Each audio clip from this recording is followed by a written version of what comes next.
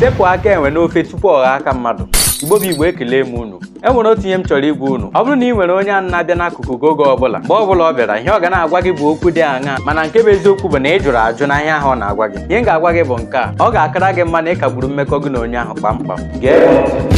Akwa ị hụrụ okwu a bụ okwu ọjọọ, ajọ omume. A na-agwa gị ya kwa ụbọchị gị na-asị mba na ị chọghị ime ihe dị otu a. Ajọ omume a na-agwa mmadụ kwa ụbọchị si ya mee na ọ dịghị achọ ime ga-eji nwayọọ na-abanye gị n'isi n'oge na-emaghị. Oge ụfọdụ ọ bụrụ na ile anya gị bịa hụ na ị nọrọzie na nke onwe gị, ị bịa chewa ihe ahụ a na-agwa gị. Ya mere m ji agwa gị taa otu esi agbara ihe dị otu ọsọ bụ ozugbo ahụ a na-ekwu ya kagbuo ya ozugbo. Onye ahụ gwara gị ya kagbuo mmekọ gị na onye ahụ. Igbo na-asị wepụ aka enwe n'ofe, ụfọdụ iche na ọ bụ okwu egwuregwu. Ụbọchị ị ga-aghọta aka enwe ahụ na-achọ ịghọ aka mmadụ, ụbọchị ahụ nke amamihe gị ga-ebido. Okwu a bụ maka ndị ga-aghọta ya. Pụtawa n'ezi ụmụ amadi na-eju.